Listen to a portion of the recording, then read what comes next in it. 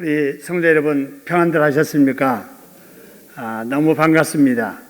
우리 장로님들과는 계속 예배를 예배당에서 드렸지만은 우리 권사님들, 집사님들 얼마나 이 자리 그리워하셨습니까?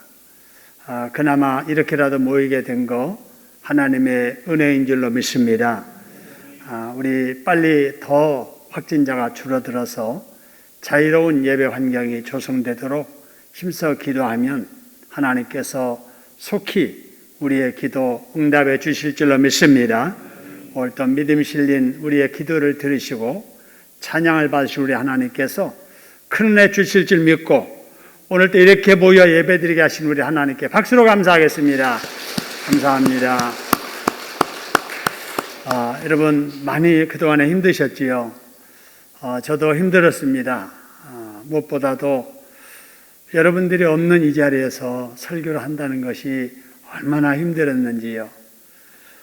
그리고 모이고 싶어도 모이지 못하고 집에서 답답해 하실 여러분들 생각하니까 더 마음이 무거웠었고요. 그나마 여러분 새벽에 뵙고 오늘 또 여러분을 뵙게 되니까 한결 좋습니다. 오늘 또 말씀을 통해서 은혜 받는 우리 모두가 되기를 소원합니다. 오늘 요엘서 2장의 말씀인데요. 우리가 이미 살펴본 요엘서 1장의 말씀은 선지자 요엘 시대에 있었던 메뚜기 재앙에 관한 내용이었습니다. 메뚜기 재앙이라고 하는 것은 들에 메뚜기 몇 마리 있는 그 정도가 아니고 먼 데서 그 셀 수도 없는 수많은 메뚜기들이 몰려와가지고 이스라엘 땅 모든 식물들을 다 갉아 먹어버리는 거예요. 곡식만 갉아 먹는 게 아니라 나무들까지라도 다 갉아버리니까 먹으니까 나무들마저도 죽게 되는 거예요. 그러니 농사 못하지요. 채소 먹을 수 없지요. 과일도 따서 먹을 수가 없지요. 그래서 그 땅에 먹을 것이 없어지게 된 겁니다. 가뭄 때문에만 그런 일이 있는 게 아니라 메뚜기 떼 때문에 이런 어려운 일을 당한 거지요. 그래서 그 당시에 이스라엘 백성들이 배고파서 먹을 것이 없어서 슬퍼서 애곡하던 때가 있었다 하는 내용이 1장의 내용이었습니다. 여러분, 그런데 과거에 이스라엘에게 있었던 이 메뚜기 재앙과 비슷한 재앙들이 지금 우리 지구촌에도 계속되고 있다는 것입니다. 여러분, 어떤 곳에는 비가 자주 와서 농사가 잘 되던 곳에 여러분 사진 보는 것처럼 비가 오지 않아가지고 땅이 쫙쫙 갈라져 있는 거예요.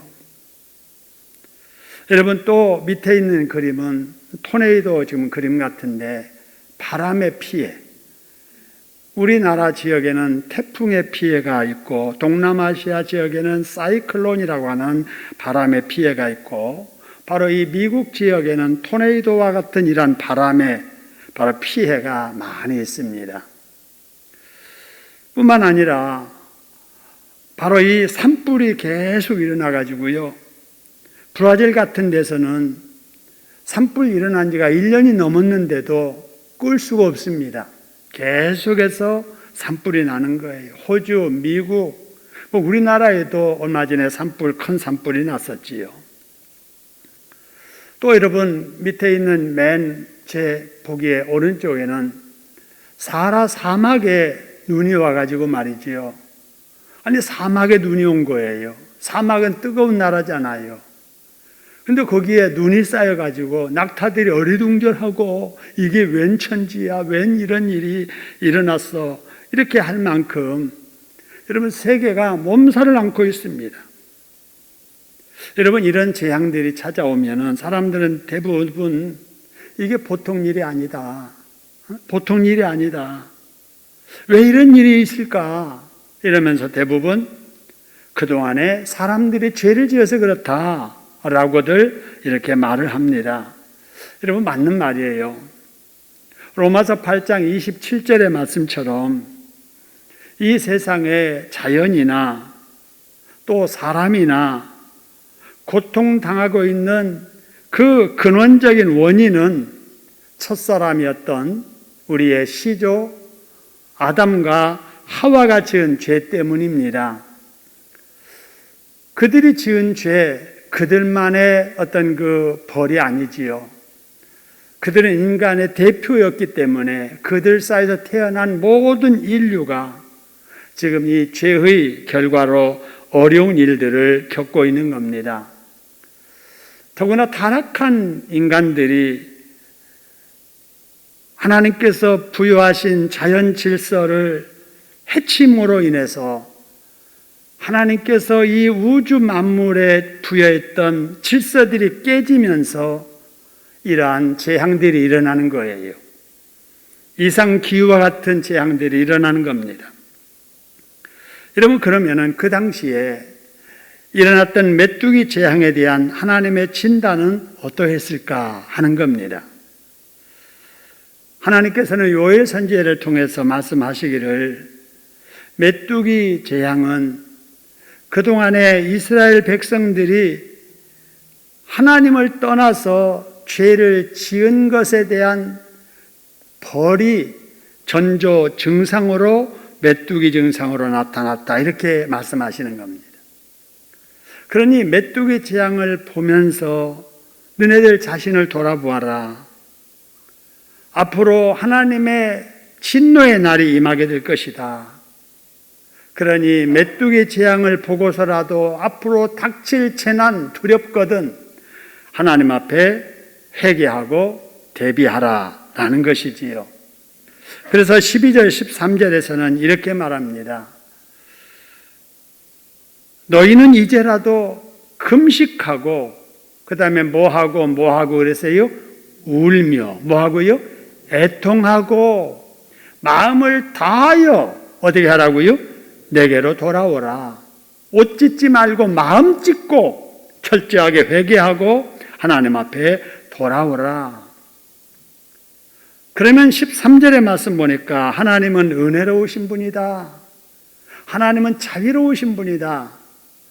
노하기를 더디하시는 분이다. 인애가 크신 분이다. 그러시기 때문에 너네들이 회개하고 하나님께로 돌아오면 정하였던 재앙 내릴 뜻이라도 돌이키시고 재앙을 내리지 아니하실 것이다 라는 것입니다. 그래서 오늘 2장 1절로 연결되기를 그러니 너는 나팔을 불러라. 너는 경고의 소리를 질러라 라고 이렇게 말합니다. 여러분, 나팔을 불고 그 다음에 호각을 부는 경고의 소리를 지르는 이것이 언제 당시에 있었던가? 여러분, 민수기서 10장에 보면은 이 나팔 부는 규례가 나옵니다. 언제 이 나팔을 불라고 했냐면요, 백성들을 다 집합시킬 때, 그죠? 오늘날처럼 뭐 통신이 발달되지 않고 뭐 스피커 시설이 발달되지 않았기 때문에 백성들을 이렇게 모을 때 그 모든 사람들이 들을 수 있는 신호를 보내는 거예요. 뭐 종을 막 두드린다든지 아니면 나팔을 분다든지. 여러분, 시골에서 여러분의 동네에서 전에 시계 그렇게 많지 않았을 때 그 의용 소방대원들을 모으는 아니면은 어떤 그 예비군들을 모으는 이런 신호를 했었지요. 우리 시골에서는 사이렌으로 이렇게 신호를 보냈던 것 같아요.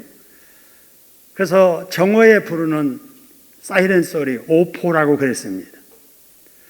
또 새벽에 4시인가 5시 되면은 또 이렇게 또 사이렌이 울리고, 또 신호를 달리 해가지고 같은 사이렌이지만은 소방대원들 모이라는 또 신호가 있고, 아니면 간첩이 나타났으니까 간첩 작전을 한다 해서 또 이렇게 보내는 사이렌 소리가 있고, 시대마다 신호 전달의 방법들은 다르지만 이 당시에는 나팔을 불렀다라고 하는 거죠. 그래서 백성들을 집합할 때 아니면 많은 백성들을 함께 행진할 때 똑같이 출발하기 위해서 어떤 신호를 보내고, 더 이상 가지 말고 여기서 머물자 할 때는 또 신호를 보내가지고 거기에 머물고, 불이 났을 때나 전쟁이 났을 때 또 신호를 달리해서 그것을 듣고 대비하게 하고, 여러분 이처럼 이스라엘 백성들에게 알리라는 거예요. 뭘 알리느냐? 여호와의 날이 다가오는 것을 알리라. 그 여호와의 날이라고 하는 그 날은 심판의 날입니다. 곧 심판에 다가올 것이니 바로 심판을 대비하라고 나팔부로 알리라 하는 것입니다. 여러분, 이걸 통해서 우리가 알 수 있는 게 있지요. 사람은 앞으로 될 일에 대해서 알아요? 몰라요? 잘 모르죠? 잘 모릅니다. 그런데 하나님은 다 아세요? 모르세요? 다 아십니다. 하나님은 다 아세요. 그런데 하나님은 혼자만 아시고 계시는 게 아니에요. 하나님의 사람들에게 장차 될 일에 대해서 미리 알려주십니다. 할렐루야. 여러분, 장차 되어질 일에 대해서 미리 안다는 것은 대단히 중요한 일이죠. 어쩌면 이거는 특권이에요. 남 모르는 장차 될 일을 내가 한다. 이건 특권이잖아요. 하나님께서 하나님의 백성들에게 이런 특권을 주시는 겁니다. 여러분, 왜 미리 되어질 일을 안다는 것이 특권일까? 미리 대비할 수 있잖아요. 준비할 것이 있다면은 미리 될 일을 알면은 미리 준비해서 그런 일이 왔을 때 대비할 수가 있잖아요. 위험한 일이 올 것 같으면은 그것을 미리 대피할 수 있는 방법을 찾을 수 있잖아요. 미리 아니까. 여러분, 이렇게 우리가 믿는 하나님은 예나 지금이나 장차 될 일을 다 아시는 분, 아시는 그 정보를 하나님의 백성들에게 미리 알려주시는 분이십니다. 할렐루야. 그렇기 때문에 장래가 불안한 우리 인생들이 미래를 예측하면서 살 수 있는 유일한 길이 있다면은 모든 걸 다 아시는 하나님께서 주시는 경고의 신호를 들으면서 살아야 된다는 것입니다. 할렐루야. 자, 그럼 하나님께서는 어떻게 해서 이렇게 장차 될 일에 대해서 미리 말씀하실까? 하나님께서 하시는 방법 중에 하나가 자연 현상을 통해서 미리 말씀하십니다. 여러분, 이스라엘 백성들에게는 메뚜기 재앙을 통해서 미리 그들에게 일어날 일을 알려주신 거예요. 때로는 어떤 재난을 통해서도 미리 알려주세요. 마지막이 가까웠다는 것을 지진의 소문이 자주 들리고 전쟁의 소문이 자주 들릴 때 세상의 끝이 가까운 줄 알라고 그러시잖아요. 여러분, 또한 지금 코로나 상황 때문에 굉장히 어려운데 어쩌면 이 바이러스 재앙, 이것이 앞으로 우리에게 임할 재앙을 미리 알려주시는 경고의 소리인 줄로 모릅니다. 이보다 조금 더 발전한 것이 선지자들의 입을 통해서 말씀하시는 거예요. 요엘 시대에 요엘의 입을 통해서 그 나라에 임할 일들을 미리 경고하신 것처럼 말입니다. 그리고 오늘날 우리들에게는 성경 말씀을 통해서 장차 될 일에 대해서 미리 말씀해 주십니다. 할렐루야. 그렇기 때문에 우리가 장차 될 일에 대해서 가장 확실하게 알 수 있는 방법 중에 하나가 바로 이 하나님의 말씀, 성경 말씀을 통해서 장차 되어질 일에 대한 비밀을 아는 것입니다. 할렐루야. 그래서 성경에 하나님께서는 지난 일이지만은 다 케이스들을 다 기록해 놓으신 거예요. 여러분, 법원에서요, 좀 판단하기 어려운 일들이 있을 때 참고할 수 있는 가장 좋은 자료가 판례입니다. 법조문은 있지만 그 법을 어떻게 해석을 해서 어떤 결론을 내렸느냐라고 하는 이전의 재판 결과, 이게 판례잖아요.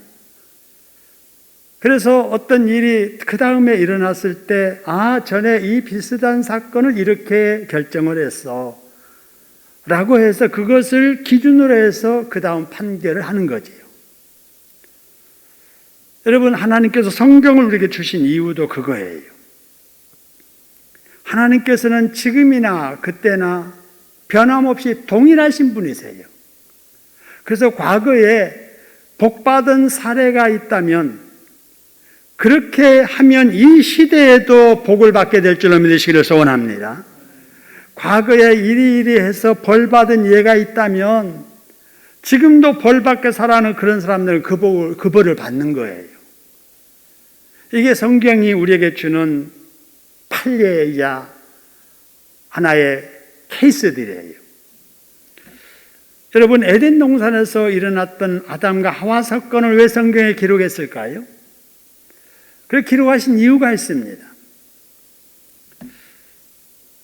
마귀의 유혹을 받게 되면 아무리 하나님의 말씀이라도 의심을 하게 되고, 의심하다 보면 하나님의 말씀을 거역하게 되고, 하나님의 말씀을 거역하면 누리던 복마저도 다 잃어버린다는 것을 우리가 이 아담과 하와를 통해서 배우는 거예요.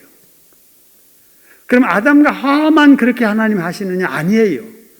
지금도 마귀에게 미혹받아서 하나님의 말씀을 의심하고 하나님의 말씀 거역하고 마귀의 말 따라 사는 사람들은 있던 복도 다 잃게 됩니다. 할렐루야. 이걸 알으라는 거예요. 이거 알으라는 거예요. 노아의 방주 짓던 사건 말이지요. 노아의 시대에 여러분, 심판이 있기 전에 하나님께서는 미리 노아를 통해서 말씀하세요. 120년 후에는 하늘이 열려서 홍수의 심판이 있을 것이다. 그러니까 그 홍수의 심판을 면하려면 방주 지어라. 그리고 이 사실을 알려라. 듣고 함께하는 자는 거기에 들어가서 심판 면하리라 라고 말씀하시지요. 여러분, 이때 노아는 열심히 방주를 지으면서 주변 사람들에게 이야기를 합니다. 곧 심판이 있을 겁니다. 방주 같이 지읍시다. 그래서 심판이 있는 날 죽지 않고 사는 길을 택합시다 라고 할 때 많은 사람들은 미친 영감님의 허튼 소리라고 무시했지요. 조롱을 했습니다. 오늘날도 여러분 똑같습니다. 하나님은 이 세상에 구원의 방주 같은 교회를 세우시고 얼마 안 있으면 이 세상이 끝날 것을 경고하면서 다 그날을 대비해서 방주 안에 들어와서 믿음 준비, 기름 준비하라고 말씀을 하십니다. 할렐루야. 듣는 자는 방주 안에서 구원을 받을 거예요. 그러나 듣고도 하나님의 말씀을 조롱하는 사람들은 노아의 시대 사람들처럼 문 닫히는 순간에 껄껄하는 거예요. 믿을 걸, 교회 나올 걸, 나도 열심히 살 걸, 그러다가 망하는 거예요. 성경에 그런 사건들을 기록하신 이유가 바로 그런 거예요. 그런 케이스를 보고 이러다가 복을 받았고 이러다가 벌 받았다는 것을 잘 알아서 복 받고 싶거든 과거에 복 받았던 사람들의 신앙 본 받아서 너희도 그렇게 살고, 벌 받았던 사람들의 그 벌을 받기 싫으면은 그렇게 살지 말아서 벌 받지 않고 복 받으며 살라는 것입니다. 할렐루야. 여러분, 그런 의미에서 우리가 이 요엘서를 살펴보는 거예요. 아니, 요엘 시대는 구약 시대예요. 이 일이 일어난 일은 이스라엘에서 있었던 일인데 왜 이 시대에 우리가 이 말씀을 우리가 다뤄야 되느냐? 바로 이 말씀을 통해서 하나님이 오늘날 사람들에게 무엇을 원하시는가를 알 수 있기 때문입니다. 할렐루야. 자, 그러면은 장차 이 세상에는 어떤 일이 있을 것인가 하는 거예요. 여러분, 장차 우리 이 세상에는 어떤 일이 있을 것일까요? 일반적인 생각으로는 시대가 계속 흐를수록 살기 편리해질 것이다. 살기 좋은 세상이 될 것이다. 그래서 행복한 시대가 될 것이다 라고들 말합니다. 그렇게 하는 선도적인 기술이 바로 AI라고 하는 기술. 여러분, AI라고 하는 것이 인공지능이잖아요. 인공지능이라는 말이 사람들의 이 머리 역할을 기계가 대신하는 거예요. 그래서 사람들을 대신해서 기계가 사람이 해야 될 일을 하므로 사람들은 복잡한 그런 일 신경 안 쓰고도 잘 살 수 있게 될 것이다 라고 하는 거예요. 그렇게 느껴지는 것이 이 AI의 과학 발달 기술이 우리의 삶 속에 가까이 와 있습니다. 우리는 느끼지 못하지만 AI의 도움을 받으면서 우리는 살고 있습니다. 컴퓨터가 사람 대신 일하는 시대에 우리가 살고 있어요. 여러분, 청소기도 여러분 집에서 이렇게 돌리는 분이 이제 계실 텐데, 청소기가 알아서 청소를 해요. 돌아다니다가 막히면 다른 데로 가고, 또 다른 데로 가고, 또 막히면 다른 데로 가고, 또 해야 되는데 충전이 약해지면 다시 찾아가서 충전하는 데 가서 기다렸다가 충전 끝나면 나와서 안안 청소하고, 여러분 이럽니다. 세탁기도 마찬가지입니다. TV도 마찬가지입니다. 여러분, 바둑을 이 기사가 AI 바로 그 기계하고 대결하잖아요. 그런데 그 컴퓨터에 입력된 바둑 기사의 그 실력을 우리나라에서 제일 잘한다는 사람이 번번이 치지 않아요. 여러분, 지금은 어떤 중한 질병 마지막 진단을 여러분 누가 한 줄 아세요? 가족들에게 컴퓨터의 진단을 따르겠습니까? 의사의 진단을 따르겠습니까? 라고 할 때 대부분의 가족들이 컴퓨터의 진단을 따릅니다. 여러분, 복잡한 재판을 하는 판사들, 아무리 머리가 영리해도 그 판례들을 다 머리에 집어넣을 수 없잖아요. 그런데 컴퓨터에다가 그동안의 모든 판례들을 다 집어넣고 법조항 집어넣어가지고 여러분, 컴퓨터가 재판하는 시대입니다. 여러분, 운전도 마찬가지예요. 자율주행 운전, 로봇이 하는 거예요. 자동차 공장에 가서 보세요. 90% 이상이 로봇이 다 일합니다. 어느 병원에서는 이 환자들에게 약을 갖다 주고 시간 맞춰서 복용하게 하는 거 간호사가 안 해요. 로봇이 합니다. 여러분, 이런 시대에 우리가 살고 있습니다. 앞으로 5년만 지나면은 여러분, 더 많은 AI 기술이 우리 생활 속에 가까이 다가오게 될 것입니다. 그렇다면 이런 AI 인공지능 발달로 사람이 갈수록 더 행복해질 수 있을까요? 되게 많은 사람들은 그렇게 생각합니다. 인공지능을 가진 컴퓨터가 사람을 대신해서 모든 일을 다 해주니까 그 일을 기계에다 맡기고 우리는 더 편해졌다, 이렇게 생각하는데 하나님도 그렇게 말씀하실까 하는 것을 오늘 2절에서 보시기 바랍니다. 자, 2절 보세요. 2절 말씀 보니까 맨 밑에 이와 같은 것이 옛날에도 없었고 이후에도 대대 없으리로다 그랬습니다.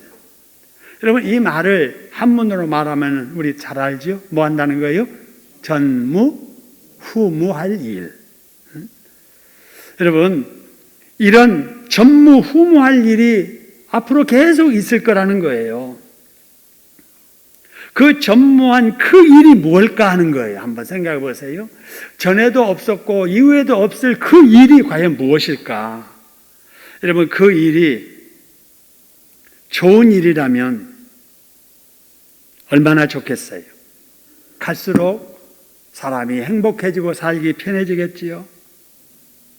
근데 그 전무하다는 그 일이 좋지 않는 일이라면 과학이 발달할수록 사람 살기에는 편리해질지 모르겠지만 사람은 더 불행해진다라는 결론에 이르게 됩니다.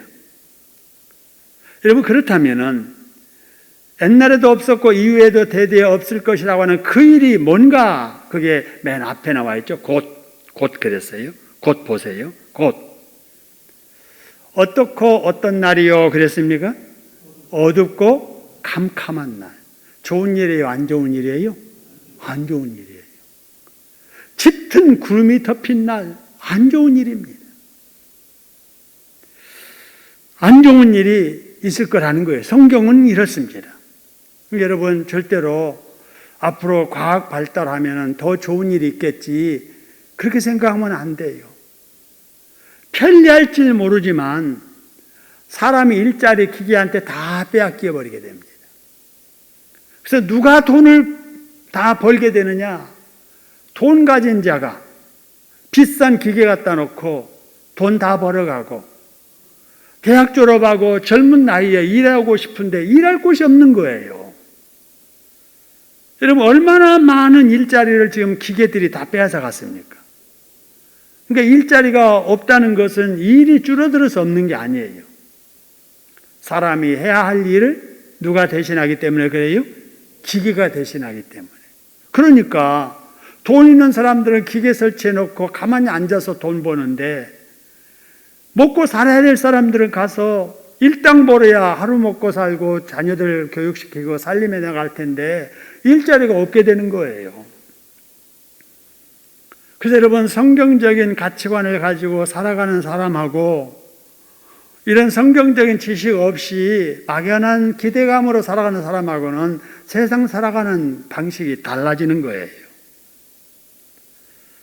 여러분, 이때 이스라엘 백성들에게는 어둡고 캄캄한 날, 짙은 구름이 덮인 날 같은 이 날이 뭐냐면요,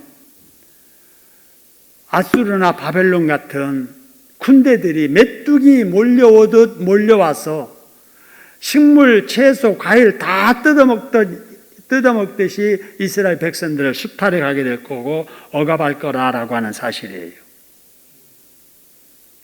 그러면 어떻게 될 것인가? 3절 보세요.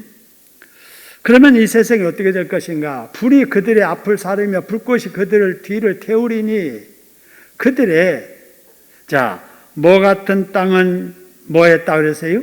예전의 땅은 뭐 같았어요? 에덴 동산 같았다. 여러분, 하나님께서 이스라엘 백성들에게 살라고 하신 그 땅 말입니다. 젖과 꿀이 흐르는 땅이었잖아요. 에덴 동산과 같이 살기 좋은 땅이었잖아요. 그런데 보세요. 이런 일이 있고 난 나중에 땅은 어떤 땅이 된다고요? 황폐한 들 같으니 그것을 피할 자가 없도다라고 말합니다.